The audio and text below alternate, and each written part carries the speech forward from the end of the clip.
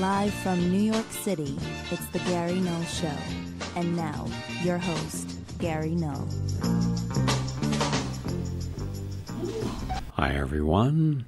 I'm Gary Null, broadcasting and video streaming live from our studios, New York City.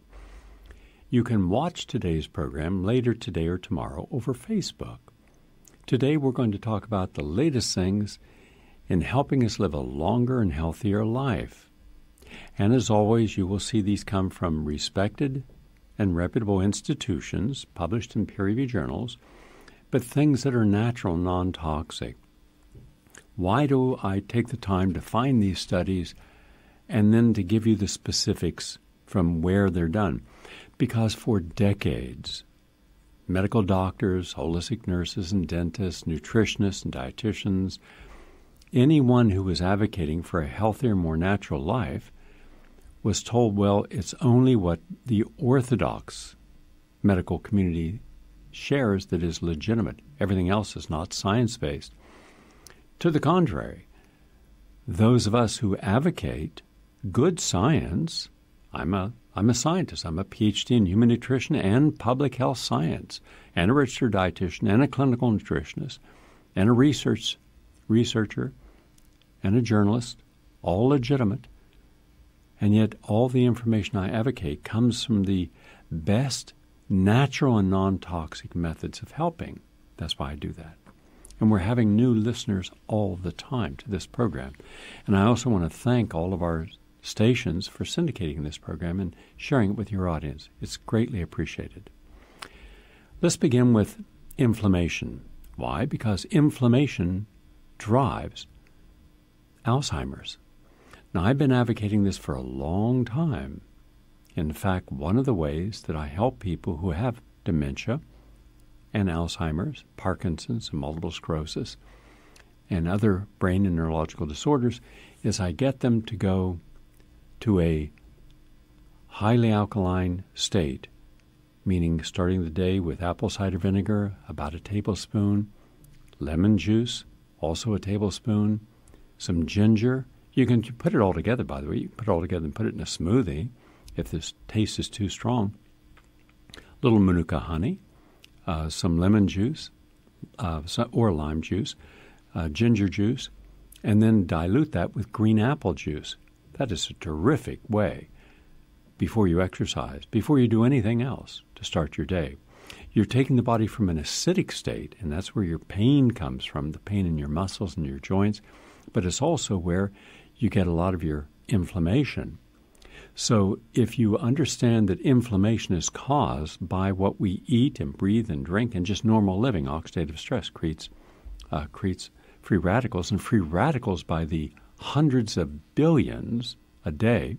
Their lifespan is very short, just seconds.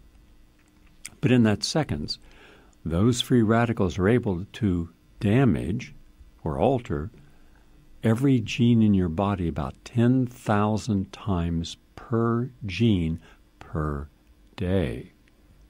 Therefore, anything that you do that can lessen inflammation will lessen the damage to the DNA, will lessen the type of diseases you're susceptible to, and will speed up the healing process. Therefore, quite simply, you'll live a longer life, a healthier life, be less susceptible or not as susceptible at all to cancers and heart disease, dementia, and Alzheimer's. And when 10 years ago, I did a study that lasted 16 months, meeting with our members who had Alzheimer's and myasthenia gravis and multiple sclerosis and other conditions, met with them on a weekly basis for a year and a half. And these were advanced cases. Very first thing was an anti-inflammatory diet, which is a plant-based diet with lots of juices. And the green juices are particularly very healing, with juicing, let's say, celery and cucumber, green apple and parsley, arugula and watercress, kale. All those go into a juice. Now, separately, you can also turn off inflammation and help alkalize with red juices, watermelon, raspberry, cherry, and those are all good.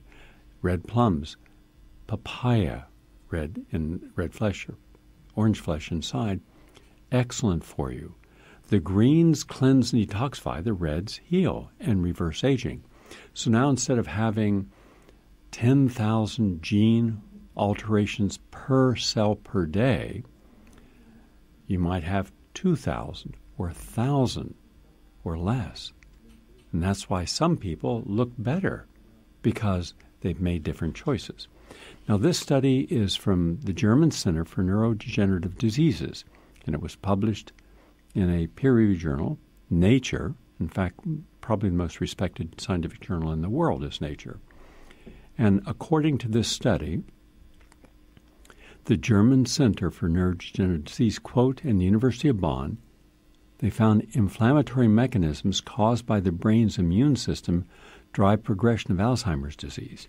These findings, which rely upon a series of laboratory experiments, provide new insights into pathogenic mechanisms that are believed to hold potential for tackling Alzheimer's before symptoms manifest. The researchers envision that one day this may lead to new treatments.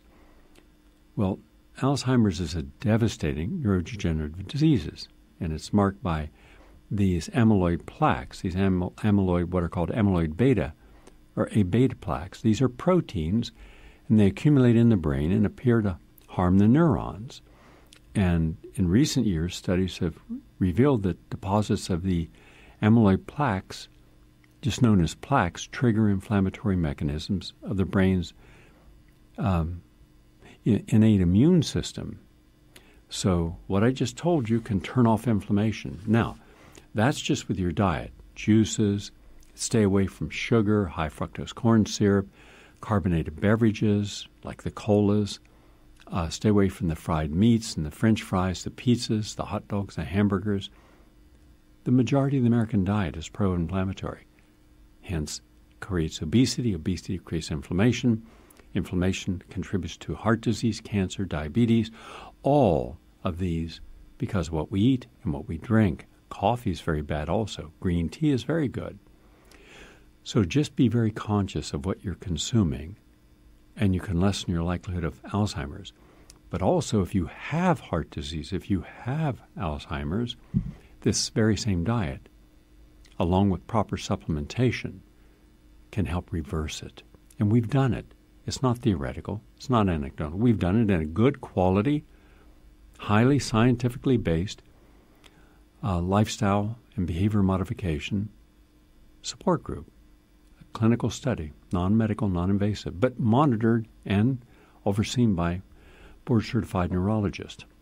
So if we did this nationally, in 1 year, if the children who have parents who are suffering from these neurodegenerative conditions followed this program, you would see an enormous improvement in the cognition, the energy, the awareness, the memory of people suffering from dementia. You shouldn't skip adding vinegar to your next salad. This is from Dr. Michael Greger. I'll quote it. A famous study from Harvard University published back in 1999 found that women who used oil and vinegar salad dressing about every day went on to have fewer than half the fatal heart attacks compared to women who had never used it at all. That's less than half the risk of the number one killer for women. That means 50% of all women would not be having heart attacks if they had olive oil and apple cider vinegar as a salad dressing, or rice vinegar. Researchers found that it was the omega-3 fatty acids in the oil that explained the benefit. I know what you're thinking. Those who use salad dressing every day probably also eat salad every day. So perhaps it was the salad that was so beneficial. But no, they were able to adjust for vegetable intake so it didn't appear to be the salad. Why, though, does oil get the credit and not the vinegar? Well, what about creamy salad dressings. They also are made from the omega-3 oils like canola oil. In fact, even more so than oil and vinegar dressing. So if it's the oil and not the vinegar, then creamy dressings would be protective, right? But they're not.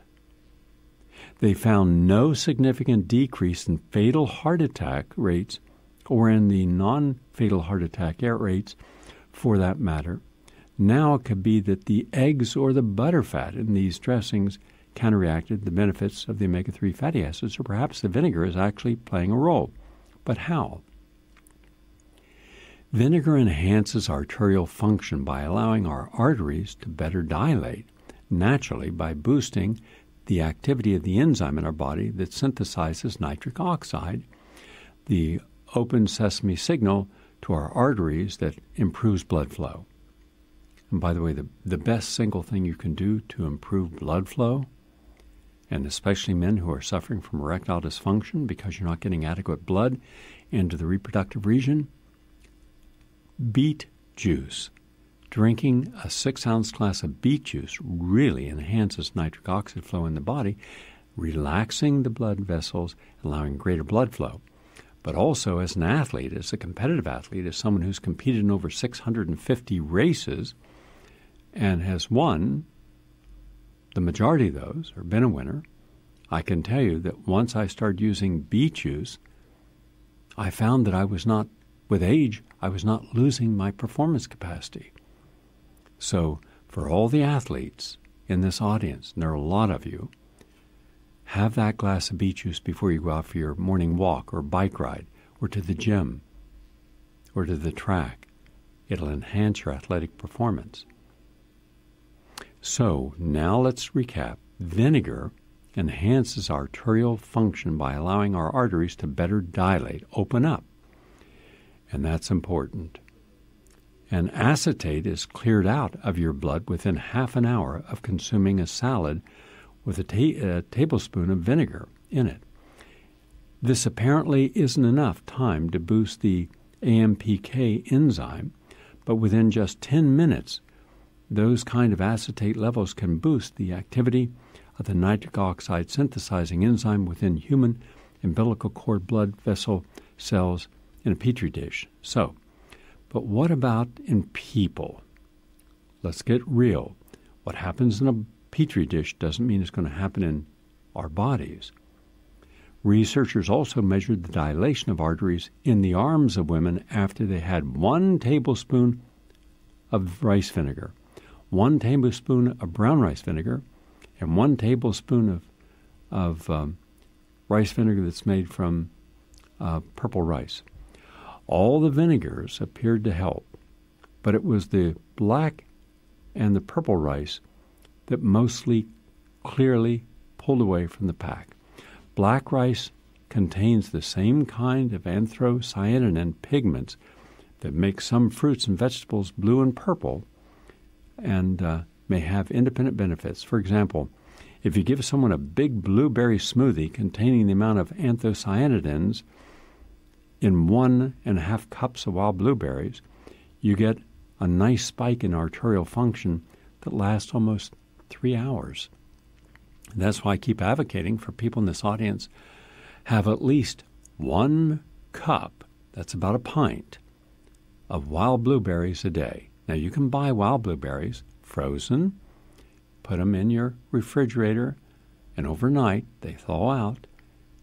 I use at least a bowl of wild blueberries a day, and I add a bowl of cherries and a bowl of pomegranates every single day, which is one of the reasons that my heart, and I get a cardiovascular maximum stress test every year, is that of a 25-year-old, because I'm healing the arterial wall as you could and should, the epithelium, the lining of the wall, so it's not cracked and scarred and with lesions that can break off and create clots and cause you a heart attack. So it's not expensive, and it's one of the least expensive ways to stay healthy. Have bowls of berries. So thus, the highest maximum forearm blood flow in the rice vinegar group might be attributed to an additional or synergistic effect of the anthocyanins with the acetate, meaning the color, purple color. So, but what does it mean if you're using balsamic vinegar, which is made from red wine? It may have similar effect, as it's been shown to have remarkably higher free radical scavenging activity than rice vinegar. Could it be enough to counter the artery constricting effects of a high-fat meal?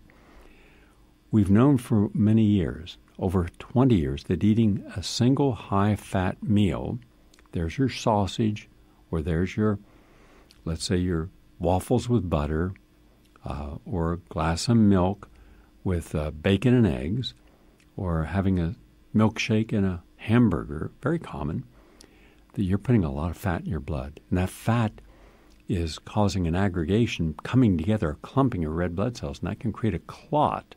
And it's the blood clot that ends up causing strokes and heart attack. So they did the study and found out that extra virgin olive oil, which is not refined, is very beneficial for your arteries, and vinegars are good for your arteries. Nuts are good for your arteries. They actually improve, walnuts in particular, improve arterial function. And so then you use the apple cider vinegar or the rice vinegar or the black vinegar. So those are the latest things to put on your salad, and it could help you. Very important. Now, here's something interesting. This is from the U.S. National Center for Health Statistics, and it was just released today, this morning, and it talks about how the U.S. life expectancy is dropping as opiate deaths surge. Quote, "The opiate epidemic continues to chip away at the average American lifespan. Life expectancy declined in the United States for the second year in a row in 2016, driven downward by fatal drug overdoses in young and middle-aged adults, according to the National U.S. Center for Health Statistics." It said, quote, that in 2 years, they've had a remarkable decrease in life expectancy. Now, that's for people taking the drugs. Life expectancy is actually increasing for those people who follow the advice on this program, and many of you do. So remember, they get an average lifespan by taking people who die young from, let's say, drugs like opiates, 60,000 deaths this year, and people who don't take any drugs, who don't smoke, who don't drink, who exercise, who have a healthy plant-based diet, who do mindful meditation, and who deal with stress appropriately and have good belief systems. And those people are living to be 100, and these people are dying at 50. So then you take a medium and you're at 75. So that's what it means. So we're actually living longer because we're making healthier choices. And we're living shorter because we're making unhealthy choices. That's how powerful it is. And finally, before we take our break, and then I'm going to come back and talk about issues that I think are important, like sustainability. And we should be returning to small farming and supporting organic small farms, get away from these mono farms. Because a lot of Americans, a lot of my generation, baby boomers, thought it would be really cool to step out of corporate America or our little cubicle existences and go to work on our own farms. But unfortunately, instead of doing organic, sustainable small farms, 10 acres, 5 acres, they went out and bought big old acre farms in Indiana and Illinois and Kansas, and then started using regular farming techniques which were wrong. Those are antiquated, destructive. Now they're going bankrupt. So I'll talk about that after the break. Here's the latest. This is from Natural Health. Statin drugs expose 10 dangers of cholesterol-lowering drugs they don't want you to know. And then it goes on to talk about how many people are using statins. It's a $29 billion a year industry in statins. And, quote, most conventionally trained physicians believe that cholesterol is a primary risk factor for heart disease. The American Heart Association insists that there are two kinds of cholesterol, good and bad. the LDL being the bad, the HDL being the good.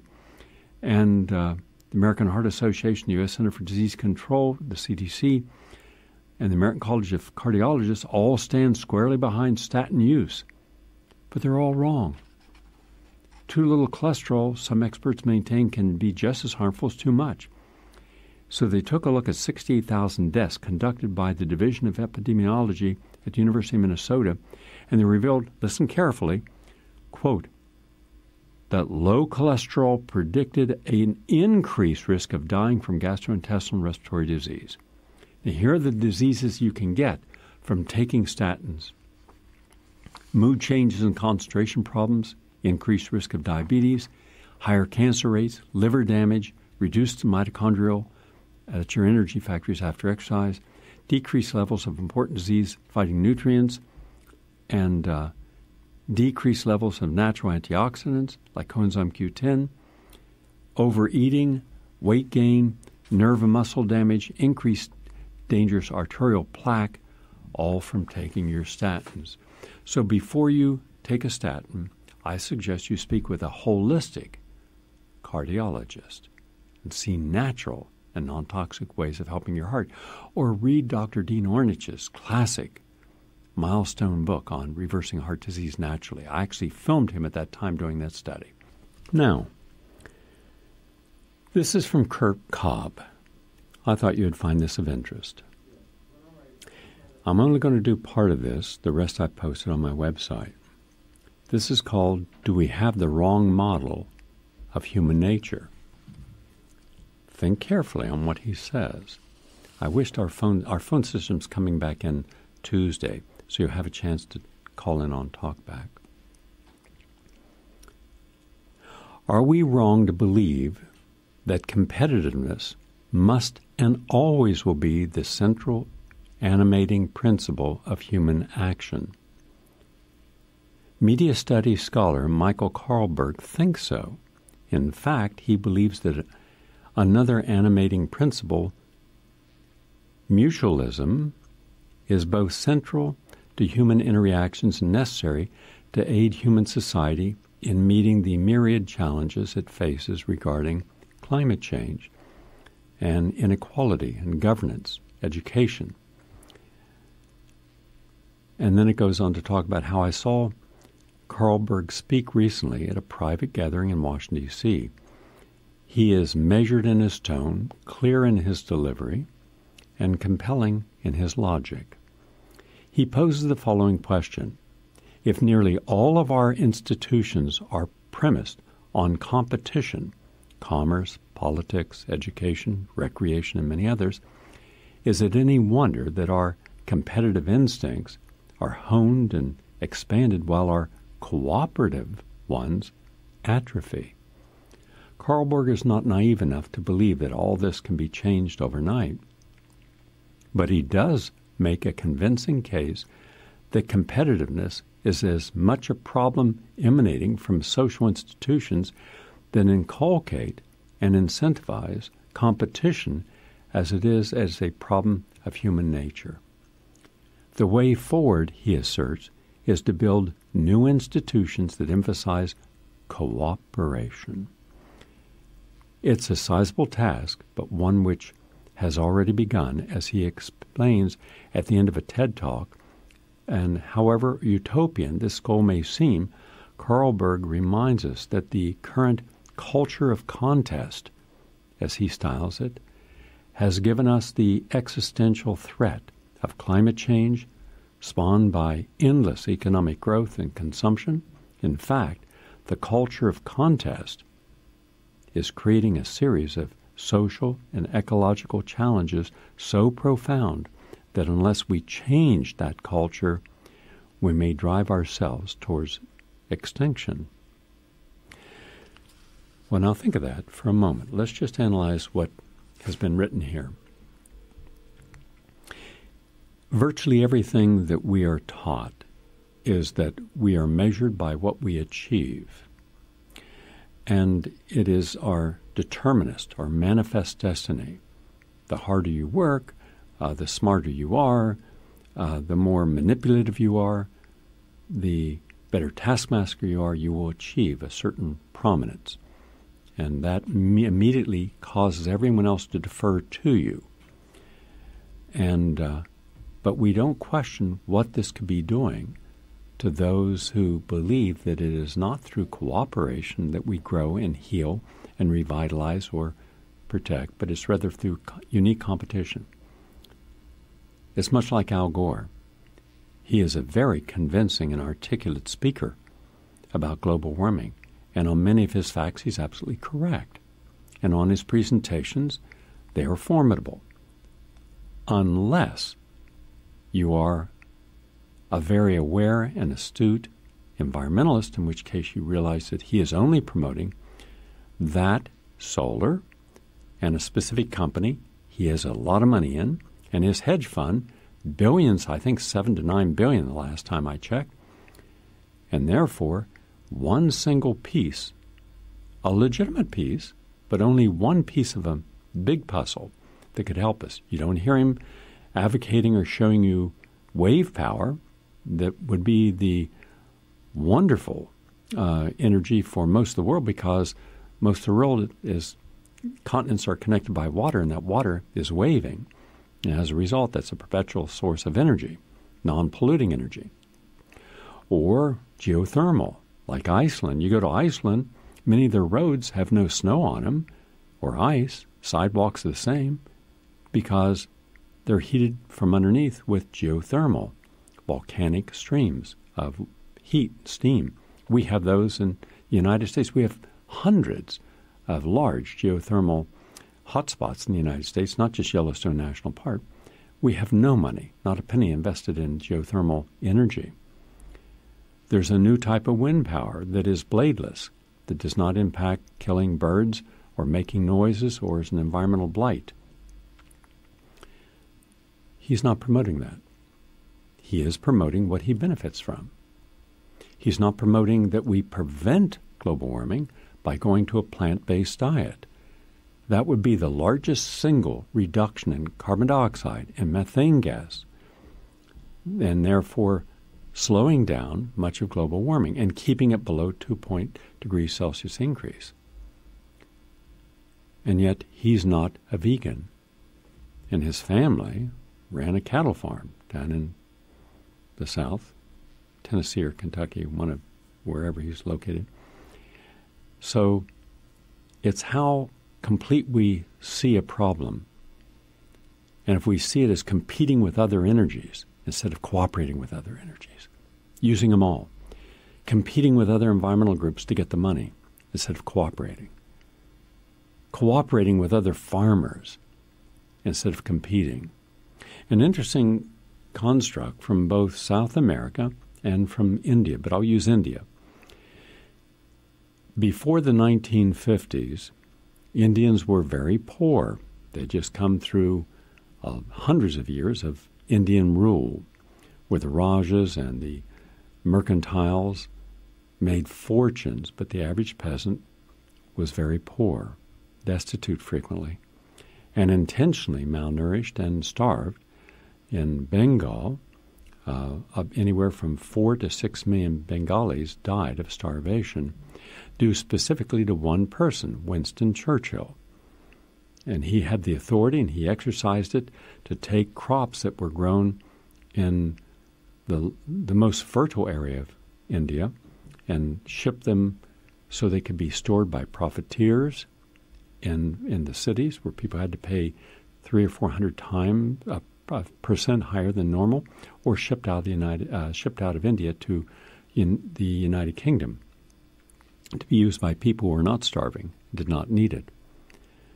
That was an intentional crime. That was a crime against humanity. Yet he is not known for that. He's known for ending World War II by helping save Britain at the beginning of it, in 1940, Dunkirk, where 300,000 to 400,000 British and French soldiers had been trying to get off that shore and get over to Great Britain because the Germans had overtaken Belgium and France and Denmark and other countries, and Poland, and now they were headed towards Great Britain. and the entire British Army was there. And it was interesting because this is just as an aside historically, but Neville Chamberlain was the prime minister, and he is the one who believed that Hitler and I think it was Ribbentrop wanted peace, and they would not hurt Great Britain, and they were simply taking back, annexing in effect, countries that at one time, before the Versailles Treaty, had been a part of the larger German Empire. But they weren't going to touch Great Britain, and so Neville Chamberlain was willing to go through an appeasement, and as a result, Great Britain did not have a chance to arm themselves and to start preparing for what would ultimately be the betrayal, and because Hitler had every intention of taking over everything, including destroying Great Britain. And there they were, right days, hours before Great Britain was going to destroy the British Army in its entirety and easily would have destroyed any of the Royal Air Force. And then they would destroy Great Britain until it had to surrender, and then it would just become a colony of Germany. Most people are not aware of this, that when Winston Churchill was asked to allow a high member of the British government and Neville Chamberlain, who had just lost a vote of confidence, and Winston Churchill had just been appointed to take his place, that they wanted to go and have Mussolini negotiate a treaty with Great Britain. And as long as Germany promised not to invade and to allow Great Britain, United Kingdom, to remain a sovereign state. That would have meant that there would have been a treaty that meant that the 300,000 to 400,000 soldiers trapped at the shores and no place to go, even though it was only like a 29-mile channel to get across, they would have been saved instead of completely destroyed. And Churchill, in one of the most remarkable decisions in military history, said no. He said, this is a man, Adolf Hitler, that has lied. He cannot be trusted. And I say no. And they say he's going to destroy 300,000 to 400,000 people. 300,000 of those were British Army. And then he's going to come into our country and destroy us. You've got to allow us. And he said no. And the House was ready to get rid of him. In fact, the King of England at that time had met with Churchill, didn't like Churchill. Nobody liked Churchill. He was not a likable person. He was a sociopath. He was a narcissist. He was brilliant. He had one of the greatest knowledge of history of anyone in Great Britain. He was an orator. He was articulate. He was funny. He was capable of having conversations that would last 6 hours. But on the other side of that, he was malicious. He was misogynist. He would put people down in public.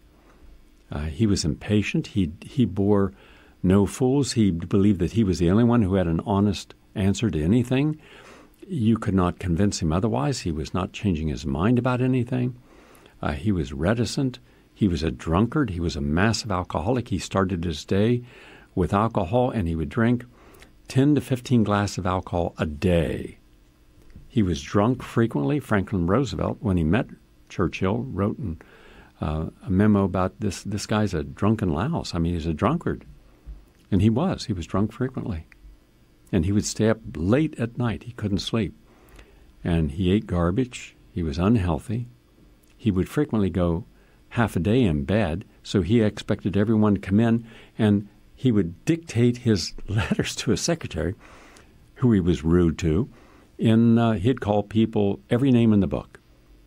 And he was estranged from his own children.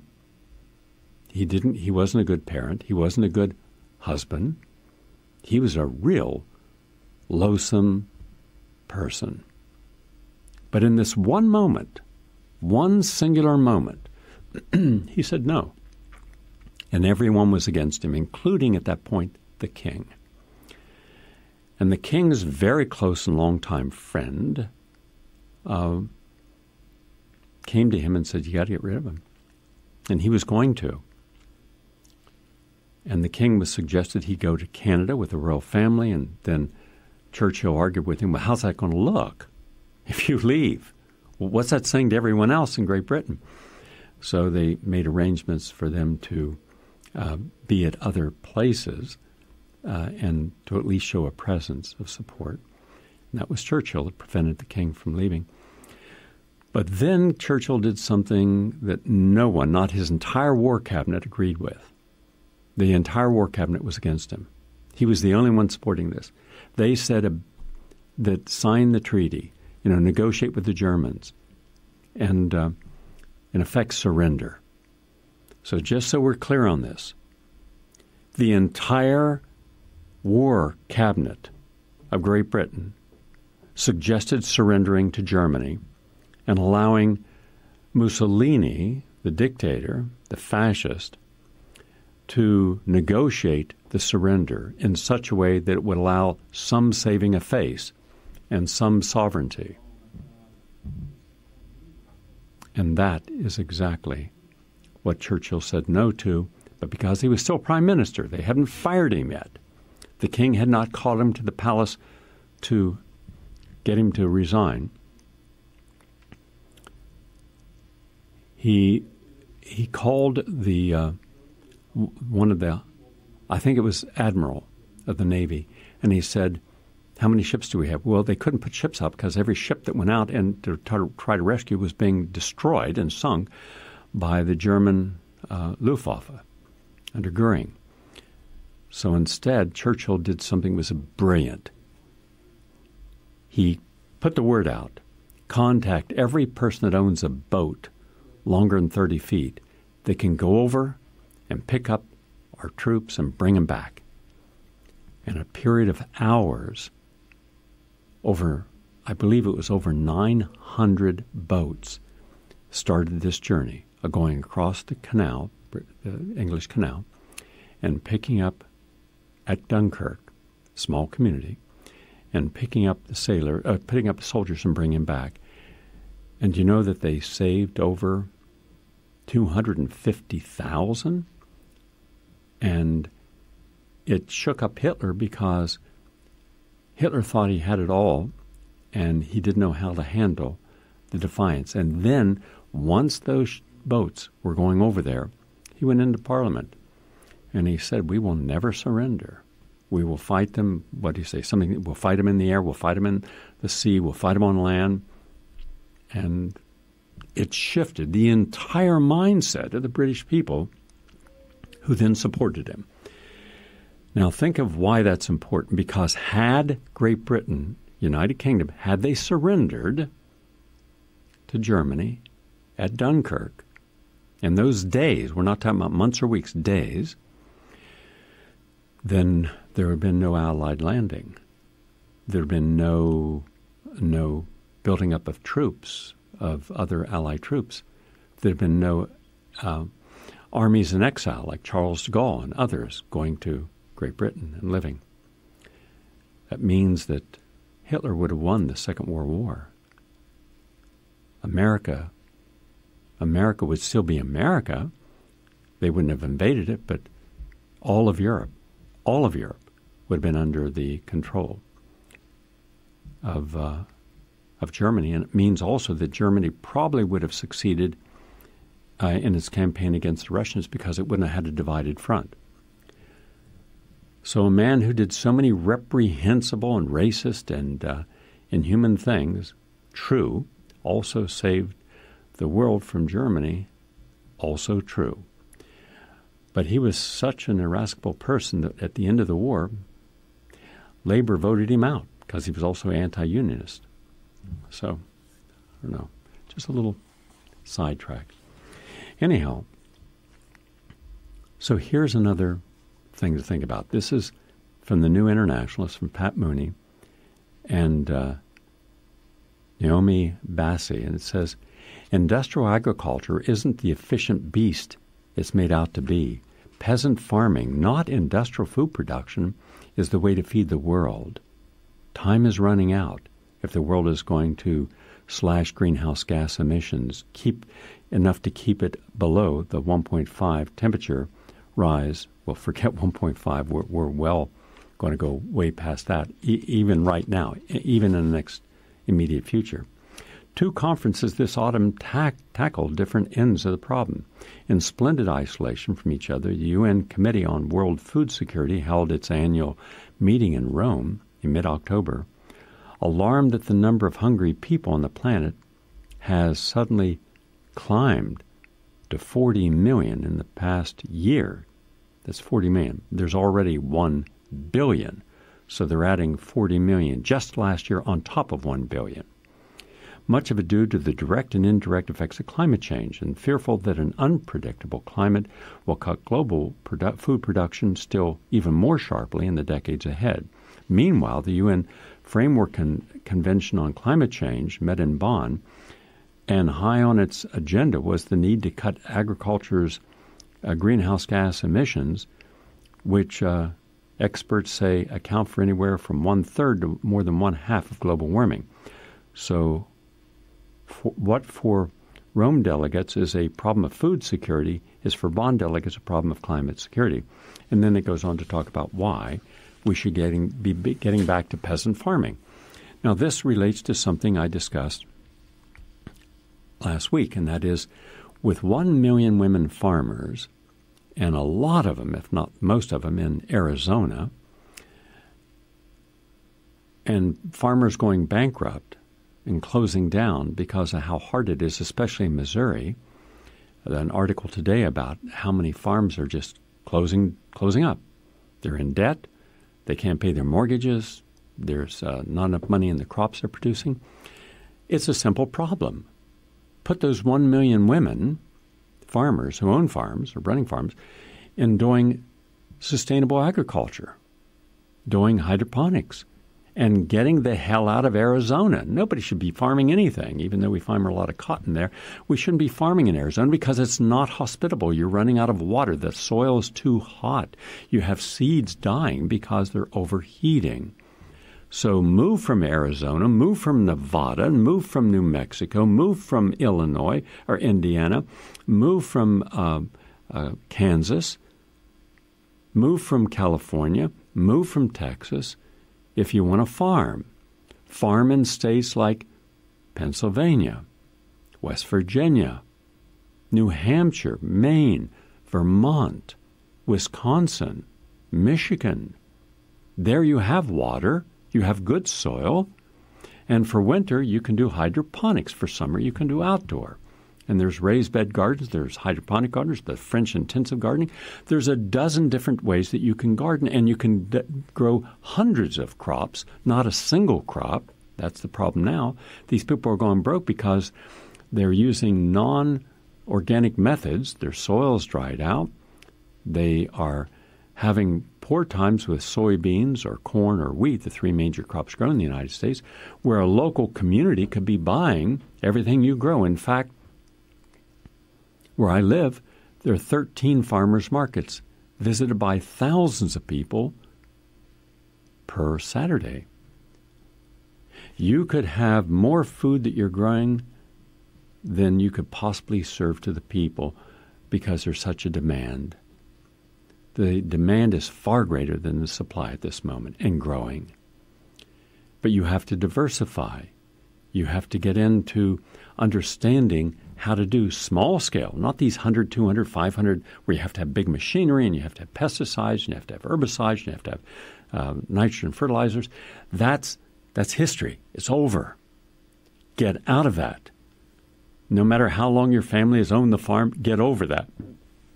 All right? You got to decommission the mind from believing that somehow you are the final, the generation that's going to carry on the family tradition. The family tradition worked at one time, then it didn't work, and it's never going to work again. You're in the wrong place at the wrong time with the wrong idea, and you're the wrong person with the wrong support system. So what possibly could go wrong? The question is, nothing's going to go right.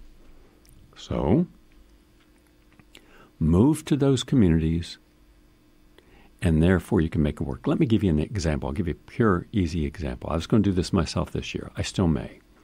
Go upstate New York. Go up to Goshen, or go up to the Finger Lakes, or go to where a lot of apples are grown, up around New Paltz. Go into Ulster County. You can find orchards that are older orchards.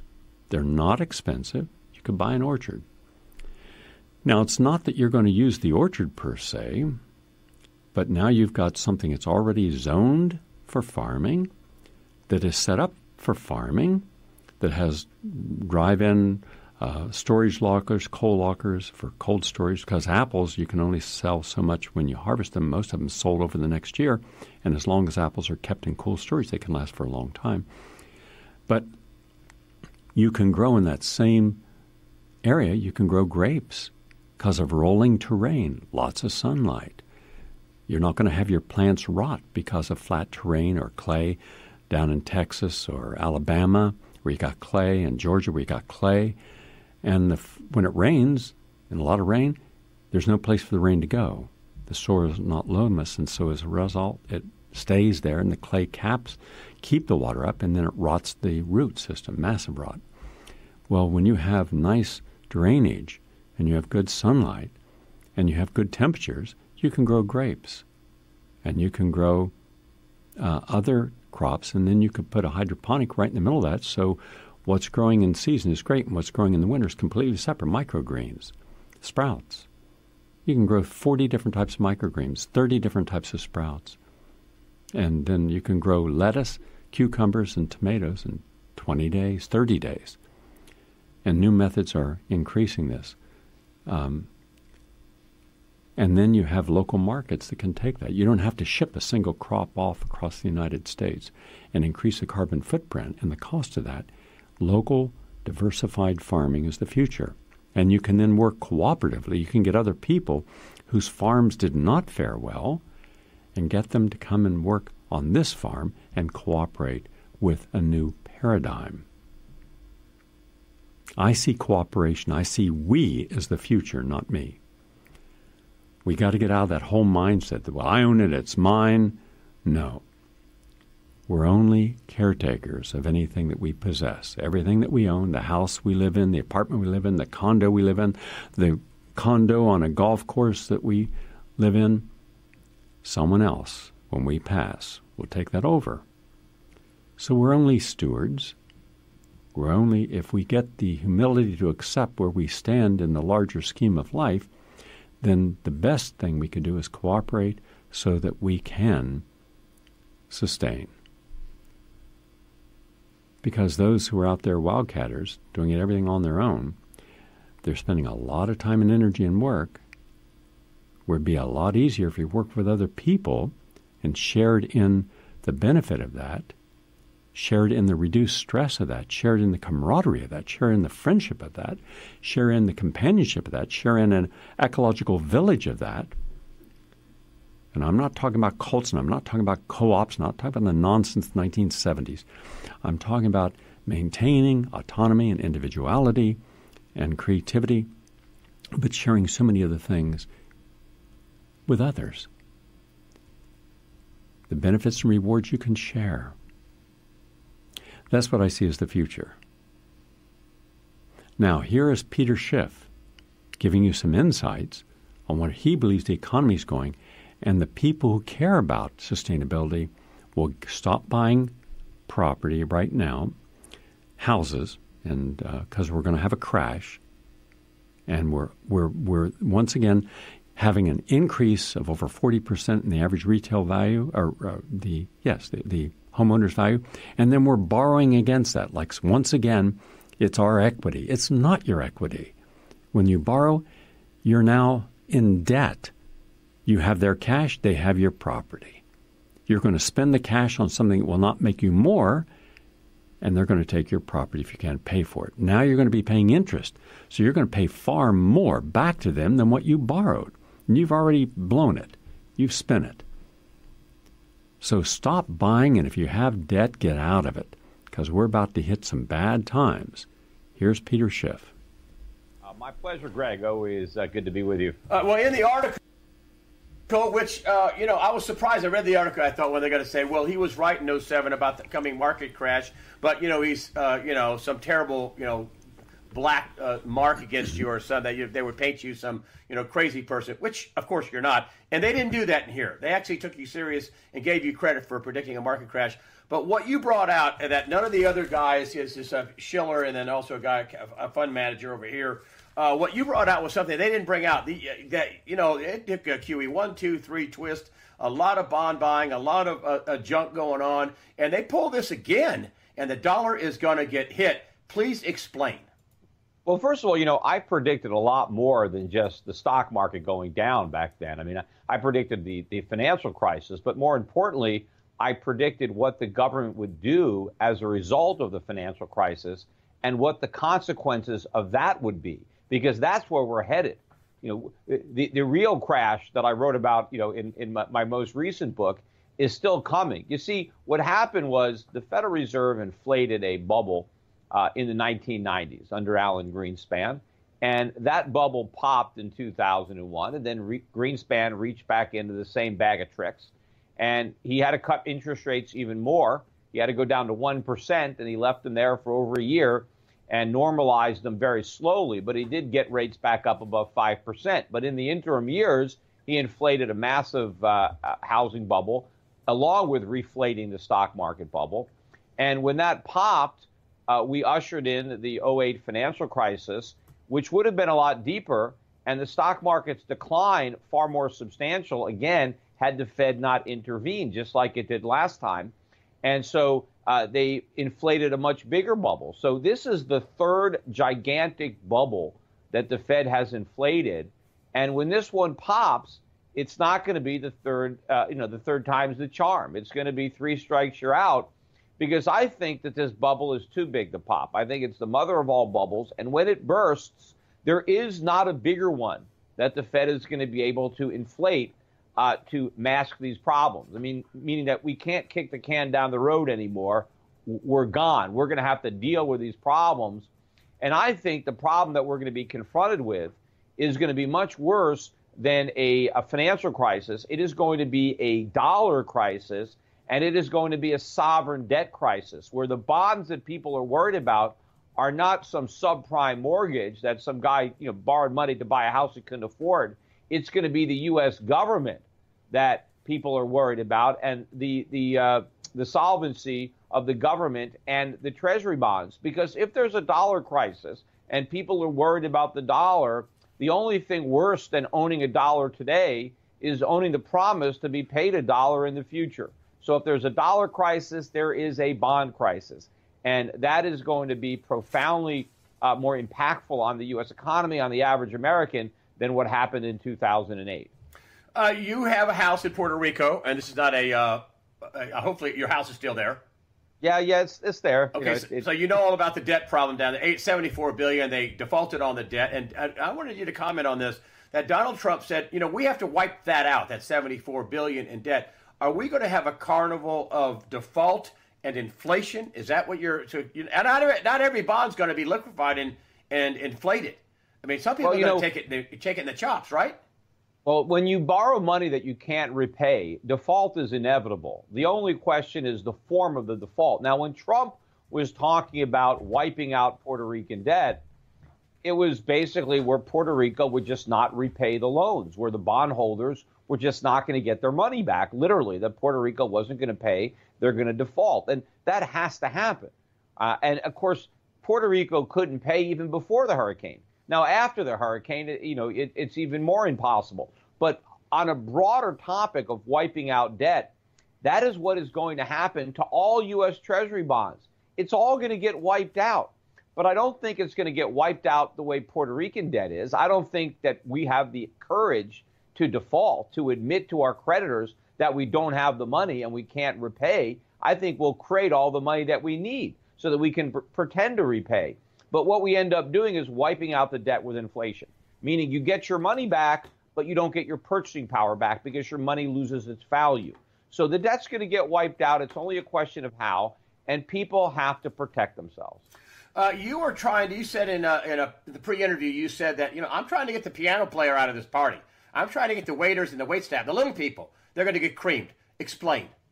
Well, you had asked me a question about how much debt we can have. You were talking to my wife, and you said, hey, we got 20 trillion in debt. Why can't we go to 35 trillion? Why can't we go to 40 trillion? Why can't we just continue to increase the national debt? And what my point was when you asked me, how high can the debt go? And I said, I don't know. You don't know. It reminds me of the old adage about how many straws can you put on a camel's back. You don't know until you put that final straw. That's one too many, and then you break his back. So, can we go to 25 trillion? Maybe. But can we go to 30 trillion? We're not going to know. At some point, we're going to break the back of the camel with all this debt. And then we're going to find out how much debt we can pile on, and it's not going to be pretty because then we're going to have a crisis. I mean, it's much better if you get a handle on the debt yourself instead of, waiting for a market-driven event. But no politician is going to do that. Nobody wants to leave the party early. They want to stay there until the police come to break it up, right? And when the police come to break up the party, they take everybody, right, including that piano player, and the piano player is my client. I want to make sure that my guys are not playing the piano in that party when the cops come and raid it, because everybody is going to lose. Everybody's going to get wiped out who's been partying in the stock market, particularly in the bond market and the real estate market. The dollar is going to tank, and purchasing power is going to get wiped out. So I want my clients to be out of harm's way. That's why I've been investing, and I continue to invest for people around the world in countries that I believe to be relative safe havens. That's Peter Schiff. Now, he says everybody's going to get wiped out. No, not everybody. There's going to be people, including in this audience, who've gotten off the grid, who've liquefied and put themselves in a position to have no debt, and are not out there on some stupid buying spree, but instead are holding on silver, gold, dollars, mixed currencies, and then start looking at how you can cooperate with other people to share the future creative events, and so you have assets for the future. That's just my thought. The full interview with Peter Schiff is on our website. So we're closing out here today on this program. I just want to mention that tonight will be the only showing in the United States in any theater, a private screening for Deadly Deception. And I would like people in this audience who would like to be there and watch it, one of the most powerful documentaries, if not the hardest-hitting documentary I've ever done, to join me. It's at 7 p.m. in Manhattan. I'll give you the number for the box office. And if you're a limited income person, I always purchase tickets and set them aside at a great discount, 30% off, so that they can also afford to come. Call 212-864-5400, 212-864-5400, 212-864-5400, and I look forward to seeing you there. For everyone else around the world, you'll be seeing this on a webinar and with speakers from all over the world, from New Zealand, from Australia, from Great Britain, from France, and myself and others in the United States in the middle of January. So you can watch it over your computer and have a webinar experience at the same time. That'll be so nobody has to not be able to see it. Thank you all for listening. Look forward to sharing more tomorrow. Have a nice day. Stay tuned for Utrice League coming right now.